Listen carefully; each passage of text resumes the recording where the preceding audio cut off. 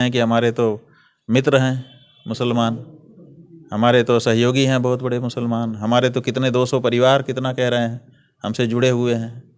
तो जब आप ही से जुड़े हुए हैं तो आपकी जगह से जुड़ जाएं, उसमें क्या दिक्कत है। अपने आप को फारिग करो कि भाई मैं बिल्कुल पवित्र शुद्ध हो गया, मैंने कभी मुसलमान का स्पर्श नहीं किया, तब तो हम समझे कि भाई आप नियम के आधार पे कर रहे हो।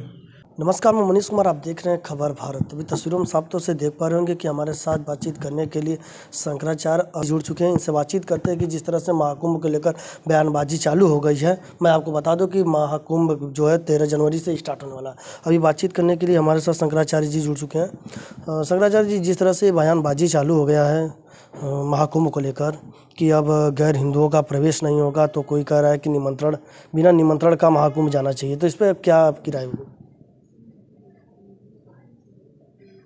देखिए, ये बात उठाई गई कि वहाँ अमुक को नहीं जाने देंगे, अमुक को नहीं जाने देंगे। ये सिद्धांत रूप से बिल्कुल ठीक है कि जहाँ जिसका आयोजन है वहाँ उसी को जाना चाहिए। ये स्नान का मुख्य रूप से पर्व है। जो लोग ये मानते हैं कि गंगा यमुना के स्नान से पाप धुल जाते हैं और पुण्य की प्राप्ति होती है, उनके अलावा दूसरे लोगों को वहाँ जाने का कोई तात्पर्य नहीं है। तो सिद्धांत का निरूपण हो गया, लेकिन व्यवहार में सरकार ने तो कोई ऐसा निर्णय लिया नहीं। उन्होंने तो किसी के आवागमन पे कोई रोक लगाई नहीं है। तो जब तक सरकार कोई रोक नहीं लगाती है तब तक तो कोई रुकेगा नहीं, लोग आते जाते ही रहेंगे। लेकिन जिन लोगों ने ये कहा था, उन्होंने अपने अपने सिद्धांत का निरूपण कर दिया कि भाई ये हमारा स्थान है, यहाँ पर हम ही रहेंगे, आदि आदि। तो उसी रूप में उसको देखा जाना चाहिए। और बाकी दूसरी बात आप कह रहे हैं वो क्या है? वह कह रहे हैं कि जिस तरह से महाकुंभ आस्था का पर्व है, हिंदुओं का बड़ा पवित्र त्यौहार है और स्नान का पर्व है, तो वहाँ पे बिना निमंत्रण के जाना चाहिए, अखिलेश यादव ने कहा। जबकि मुख्यमंत्री जी घूम घूम कर लगातार वो निमंत्रण दे रहे हैं कि आप आइए। हाँ, नहीं, ये बिल्कुल ठीक बात है। ऐसा है कि प्रयाग के कुंभ के लिए निमंत्रण करने की कोई परंपरा नहीं है। यहाँ पर लोग अपनी श्रद्धा से स्वयं प्रेरित होकर के सदा से आते रहे हैं और आते रहेंगे। आप कुछ लोगों को निमंत्रित कर सकते हैं, लेकिन जो लोग आने वाले हैं सबको निमंत्रित तो नहीं कर सकते हैं। तो ऐसी परिस्थिति में निमंत्रण देने का कोई अर्थ नहीं है। लेकिन अगर कोई कह रहा है कि भाई हमारे यहाँ आइए, तो कोई बाधा भी नहीं है। जैसे हम लोग अपना शिविर लगाए हैं, तो शिविर में आने के लिए हम कह सकते हैं कि भाई हमारे यहाँ आइए, आमंत्रण उसका बांट सकते हैं। उसी तरह से मुख्यमंत्री जी के नेतृत्व में ये कार्यक्रम हो रहा है। अगर वो किसी को बुला रहे हैं कि भाई हमने ये व्यवस्थाएं बनाई है, आइए, देखिए, समझिए, तो क्या दिक्कत है?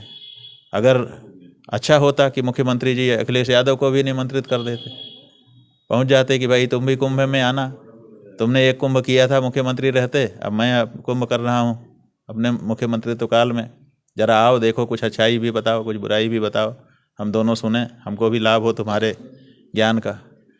तो वो असल में दूसरे को आमंत्रित कर रहे हैं। ये सही है कि यहाँ निमंत्रण से कोई नहीं जाता है, लेकिन अगर कोई निमंत्रित कर रहा है और उसने वहाँ कुछ कार्य किया है और वो दिखाना चाहता है, तो इसमें खराबी क्या है? गुरुजी, लगातार जो राजनीति पार्टी हो या धर्मगुरु हो किसी भी धर्म के, वे लगातार गंगा जमुनी की तहजीब की बात करते हैं। अगर क्या लगता है आपको, अब क्या गैर हिंदुओं का भी प्रवेश वहाँ पे कराना चाहिए? नहीं, क्यों कराना चाहिए?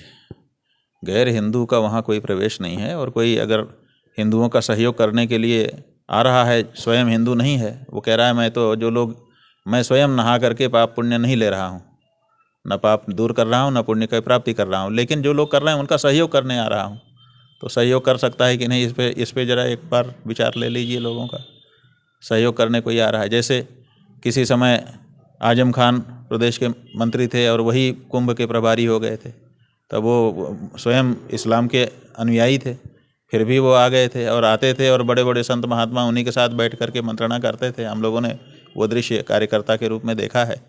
तो उस समय तो ये बात नहीं हुई कि तुम मुसलमान हो, तुम मत आओ, नहीं।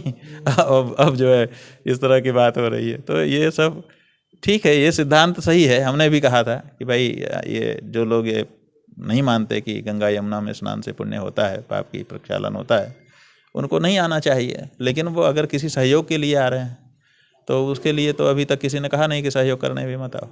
मुझे मेरा अंतिम सवाल है कि धीरेन्द्र शास्त्री का भी एक बयान काफ़ी तेज़ी से वायरल हो रहा है। उन्होंने कहा है कि कुंभ के आसपास जो है कि गैर हिंदुओं का, मुसलमानों का दुकान नहीं होना चाहिए।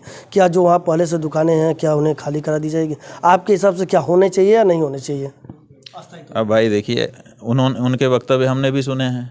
वो कह रहे हैं कि हमारे तो मित्र हैं मुसलमान, हमारे तो सहयोगी हैं बहुत बड़े मुसलमान, हमारे तो कितने 200 परिवार कितना कह रहे हैं हमसे जुड़े हुए हैं। तो जब आप ही से जुड़े हुए हैं तो आपकी जगह से जुड़ जाएं, उसमें क्या दिक्कत है?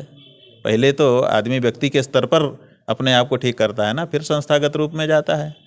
तो जब आपसे ही जुड़े हुए हैं तो फिर दूसरी जगह उनको काहे रोक रहे हो? या तो पहले अपने आप को फारिग करो कि भाई मैं बिल्कुल पवित्र शुद्ध हो गया, मैंने कभी मुसलमान का स्पर्श नहीं किया, तब तो हम समझे कि भाई आप नियम के आधार पे कर रहे हो। तो राजनीति करने के लिए आप विरोध भी कर देते हो और फिर अपने आप को स्थापित रखने के लिए फिर कहते हो कि नहीं हमारे तो मित्र भी हैं। ये दोहरी बातें अच्छी नहीं लगती हैं। जो करो साफ करो। अगर आपको पसंद नहीं है मुसलमान, आप कह दो कि हमें नहीं, बिल्कुल नहीं पसंद है, हम इनको हटाने के लिए प्रयोग करेंगे, उद्योग करेंगे। इसमें क्या दिक्कत है? और नहीं तो फिर कहो कि पसंद ही है। आप दोनों बातें कहते हो, यहाँ पर ये वहाँ पर वो, एक मंच पर ये एक मंच पर वो, और दोनों रिकॉर्डिंग रहती है। तो दोनों रिकॉर्डिंग तो सुविधा वाली चीज़ है ना, कि जब जो मिलेगा उसको वही रिकॉर्डिंग दिखा देंगे, दोनों में लोकप्रिय हो जाएंगे। गुरुजी, कभी कभी वे हिंदू राष्ट्र की बात करते हैं एक तरफ, तो दूसरी तरफ वे कहते हैं कि मुसलमानों को लेकर अच्छी अच्छी बातें बोल जाते हैं। कभी अपने जब भी उनका कहीं भी पूजा पाठ होता है और जब कुंभ की बात आ गई, इतनी बड़ी बात, तो वे इस तरह का बोल रहे हैं। तो लेकिन विपक्ष के नेता लगातार करें, ये समय समय पर राजनीति करना चालू कर दी। ठीक है ना, वो दिखाई दे रहा है ना। आप हिंदू राष्ट्र की बात करते हैं, हम कहते हैं हिंदू राष्ट्र में गाय कटेगी कि पूजेगी। तो कटने के लिए जो लोग काट रहे हैं, आप उन्हीं के साथ खड़े हो जाते हो। जो लोग इस समय सत्ता में हैं काट रहे हैं, जो लोग पहले सत्ता में रहे उन्होंने तो काटा ही। जो अभी सत्ता में है वो भी गौ हत्या को बढ़ावा दे रहे हैं, और आप उनके साथ तो बड़े आराम से खड़े हो जाते हो। क्यों खड़े होते हो? जब हिंदू राष्ट्र की बात आपके मन में है तो गौ हत्यारा कैसे हिंदू हो सकता है? गौ हत्या का समर्थन करने वाला, गौ हत्या को बढ़ावा देने वाला कैसे हिंदू हो सकता है? बताओ। तो आप उनके साथ क्यों खड़े होते हो? अगर हिंदू राष्ट्र चाहिए तो सबसे पहले गौ हत्यारों से मिलना जुलना बंद करो, उनके साथ पींगे बढ़ाना बंद करो, और नहीं तो फिर हिंदू राष्ट्र की बात बंद करो।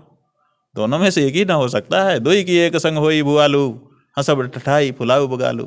गाल भी फुला लें और हा हा हा करके हंस भी लें, दोनों नहीं हो सकता भाई। एक करो जो करना हो। अभी देखिए हमारा दुरंगी छोड़ दे, एक रंग हो जा, सरासर मोम हो जा, संग हो जा। ये दुरंगी नहीं चलेगी। अभी देखिए हमारे साथ बातचीत करने के लिए शंकराचार्य जी थे। उन्होंने कहा है कि अभी हम जो है कि महाकुंभ में जाएंगे, लेकिन गैर हिंदुओं का प्रवेश वर्जित होना चाहिए। मिलते हैं अगले खबर के साथ, तब तक के लिए नमस्कार, धन्यवाद।